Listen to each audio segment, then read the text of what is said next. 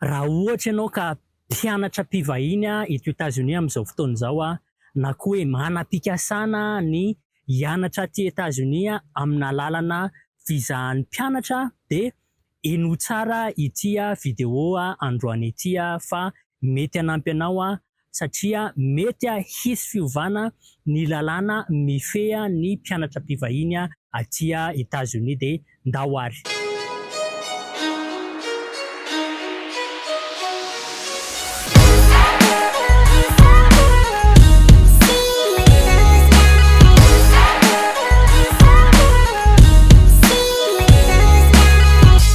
Ny fanjakana Amerikanina de nandroso lalàna vaovao zany anovana ny fifehezana ny lalàn'ny mpianatra mpivahiny aty États-Unis de ny voalohany mety hisy fiovana de le antsoiny zareo hoe duration of status zany de am'izao fotoana izao ny mpianatra mpivahiny rehetra aty États-Unis de afaka mijanona aty États-Unis rehefa mahafeno ny condition fitazomana statut aty États-Unis.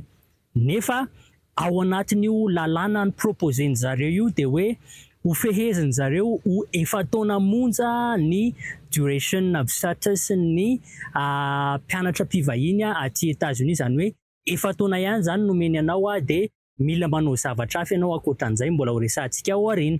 Ny faharoa mety hisy fiovana de ilay antsoina hoe grace period. Grace period zany de ilay fotoana kely omen'ny fanjakana Amerikanina ho an'ny mpianatra mpivahiny rehetrarehetra anovana statut ohatrany hoe idirana amina graduate school raha ohatra hoe navita bachelor ianao sy ohatran'izay na itedavana asa amina OPT sy ohatran'izay.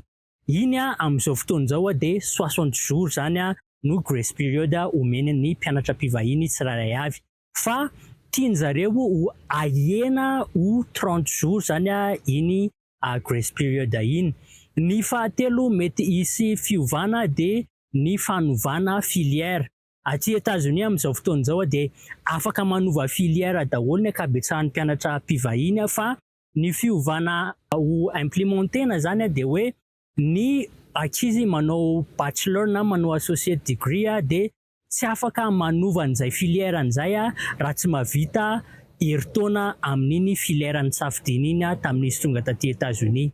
Ao anatin'io fanovana takiny zareo koa de ny graduate student ireo manao PhD sy master de mety tsy ho afaka anova programa mihitsy zany. Ny fanovana fahaefatra de misy ifandraisany amin'ilay fanovana voalohany.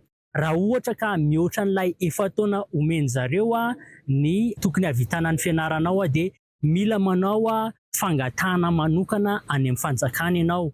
Am'izao fotoana izao tsy mila manao an'izay fa miresaka amin'ny fianarana fotsiny manao extension an'ilay fianaranao zany. Raha ohatra koa ianao ka te hanao grad school, te hiasa amin'ny alalan'ny OPT de mila manao fangatahana manokana. Zany hoe mila mandoha vola betsaka kokoa zany ianao de mila miandry fotoana betsaka kokoa. De am'izao fotoana izao nefa tsy mila manao an'izay rehetrarehetra zay fa juste hoe manao application fotsiny raha ohatra ka hoe hiditra amina grad school. Manao application amin'ny fanjakana fotsiny ahazoana an'ilay taratasy ahafahana miasa dia ilay OPT. De mbola tsy miatso io lalàna io fa mbola fanovana na proposition omeny zareo fotsiny. De arao foana ny pejy satria anome vaovao momba an'izy io eto amin'ny pejy raha ohatra ka misy fiovana le izy de ho ampahafantariko antsika eto ihany. De zarao ny vidéo antsika indrindra ka raha ohatra hoe liana amin'ny fifindramonina aty États-Unis ianao amin'ny alalan'ny visa mpianatra na amin'ny alalan'ny karazana visa hafa. Zay ary fa de mazotoa ary de amin'ny manaraka indray tsika miaona.